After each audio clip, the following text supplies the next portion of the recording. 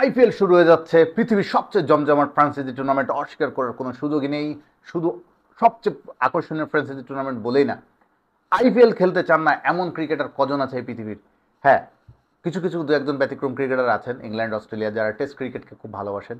তারা জাতীয় দল তাদের কাছে প্রায়োরিটি। সেরকম দু একটা উদাহরণ বাদ দিলে আইপিএলের জন্য, আইপিএল খেলতে পৃথিবীর সব বলবো না, ম্যাক্সিমাম অন্তত 99% বা 98% ক্রিকেটার যে আইপিএল খেলতে চায়, এটা অস্বীকার করার মানুষ খুব কমই পাওয়া যাবে এই পৃথিবীতে। বাংলাদেশের ক্রিকেটাররাও ব্যতিক্রম নন।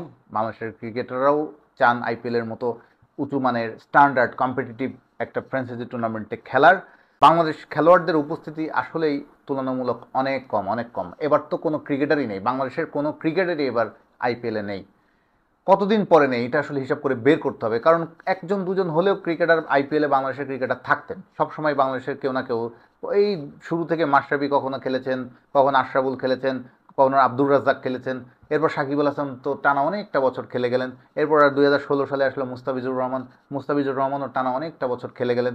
তারপর মাঝে লিটন দাস সুযোগ পেয়েছিলেন।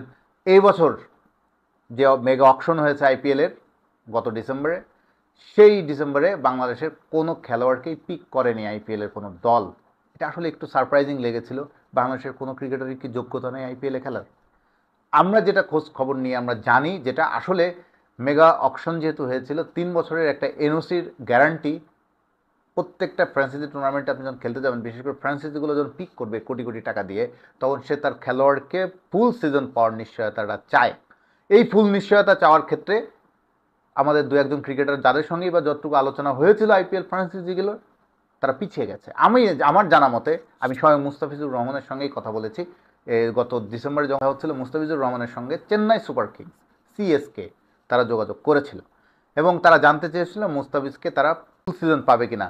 সেই নিশ্চয়তা মুস্তাফিজের পক্ষ থেকে দেওয়া সম্ভব ছিল না, কারণ বিসিবি ফুল টাইম তখন এনওসি দিতে চায়নি। এই এনওসিটা নিয়ে জটিলতার কারণে আসলে বাংলাদেশ খেলোয়াড়দের খুব একটা ফ্র্যাঞ্চাইজিগুলো আগ্রহ দেখায় না।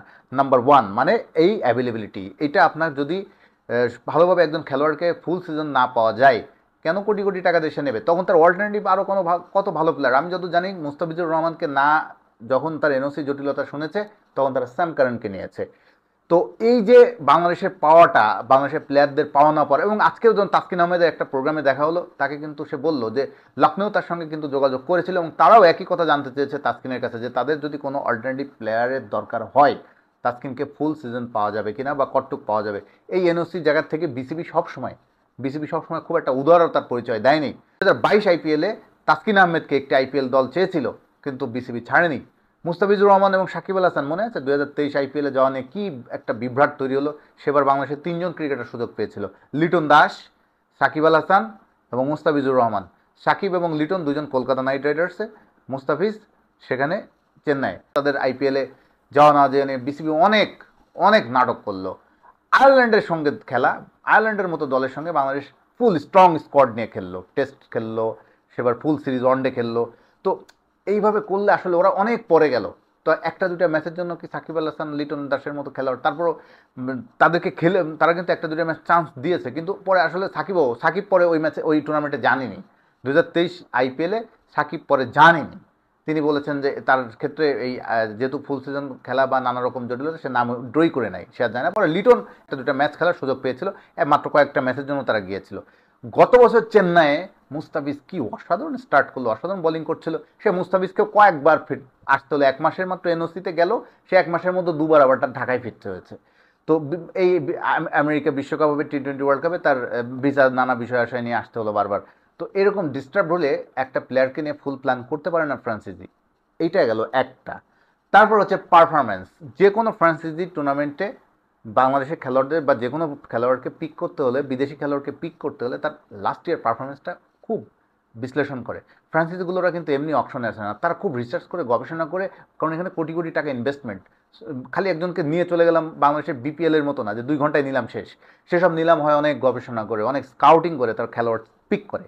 তো সেখানে তারা লাস্ট ইয়ার পারফরমেন্সগুলো দেখে, ওয়ানডে, টি20 কেমন, ইন্টারন্যাশনাল ক্রিকেটে কেমন। বিশেষ ইন্ডিয়ার বিপক্ষে পারফরমেন্সটা খুব ভালো কাউন্ট করে। আপনারা নিশ্চয়ই দেখেন 2023 ওয়ার্ল্ড কাপের ফাইনালে হেডের পারফরমেন্স, প্যাট কামিন্সের পারফরমেন্স। তারপর ফ্রান্সাইজিগুলো একটু আনঅর্থোডক্স ট্যালেন্টগুলোর প্রতি বেশি আগ্রহ দেখায়, যে বাংলাদেশের বেশিরভাগ ব্যাটাররা আসলে খুব একটা পাওয়ার হিটার নয়, ক্লিন হিটার নয়। সো এইখানে তারা পিছিয়ে থাকে, যেখানে আফগানিস্তান খেলোয়াড়রা অনেক এগিয়ে যায়। তাদের যে ফিজিক, তাদের যে স্ট্রোক খেলা, তাদের যে পাওয়ার হিটিং ক্যাপাবিলিটি, ওখানে আফগানিস্তান প্লেয়ার এবং unorthodox talent like Rashid Khan, এরকম খেলোয়াড়রা ওদের ওখানে বেশি এগিয়ে থাকে। সেখানে বাংলাদেশে আসলে প্লেয়াররা টি-20তে এমনি তো বাংলাদেশ ইন্টারন্যাশনাল ক্রিকেটে খুব একটা ভালো খেলে না, ফলে তারা খুব একটা বেশি দৃষ্টি আকর্ষণও করতে পারে না। এইখানে যেমন আমাদের মুস্তাফিজ কেন চান্স পায়, মুস্তাফিজের চান্স এতদিন পেত বিকজ সে left arm pacer, cutter ball করতে পারে। ফলে তার যেসব তার যে ভান্ডারের যেসব অস্ত্র আছে বা যেসব বোলিং সে করতে পারে, এটা তাদের unorthodox talent. Shakib Al Hasan left arm spinner ছিলেন, একই সঙ্গে তিনি অলরাউন্ডার, ব্যাটিং করতে পারতেন ছয়ের সাথে। সব মিলে তাকে মাল্টি ইউজিং একটা সুযোগ থাকতো বিভিন্ন যে দলই সে খেলতেন।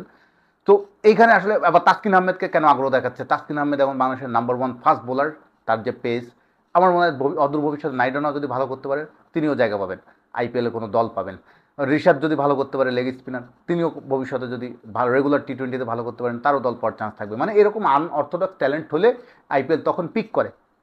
এরকম ট্যালেন্টেড খেলোয়াড়, আনঅর্থোডক্স ট্যালেন্টেড খেলোয়াড় বাংলাদেশের টি-20 প্রেক্ষাপটে অনেক কম, এটা অস্বীকার, এটা নিশ্চয়ই মানবেন। আরেকটা হচ্ছে, এটা আসলে খুব বেশি ইম্পর্টেন্ট না, বাট তারপরেও আমি মনে করি যে এটাও কখনো কখনো নিয়ামক ফ্যাক্টর হিসেবে কাজ করে, সেটা হলো বিসিবির সঙ্গে বিসিসিআর রিলেশন। মানে বাংলাদেশ ক্রিকেট বোর্ড এবং ভারতীয় ক্রিকেট বোর্ডের সঙ্গে একটা আন্তঃসম্পর্কের জায়গা থেকেও খুব শক্ত, যদি জোরদার একটা মধুর সম্পর্ক অবশ্যই আছে, কিন্তু এইসব ক্ষেত্রে দুইজনদের বোঝাপড়াটা আরেকটু বেটার হতে হবে। বাংলাদেশ ক্রিকেট বোর্ডও একটু পুশ করতে পারে, এনওসির ক্ষেত্রে একটু উদার হতে পারে, তার খেলোয়াড়দেরকেও সে প্রমোট করতে পারে, আইপিএলের জন্য একটা ফুল সিজন অনেক সময় ছেড়ে দিতে পারে। এইসব জায়গা থেকেও যে ডিপ্লোম্যাটিক যে কাজগুলো, এগুলো হলে এই সব যে বিষয়গুলো আমি বললাম, এসব কারণেই বাংলাদেশের খেলোয়াড়রা আইপিএলে আসলে সুযোগ পায় খুব কম, এই কারণে।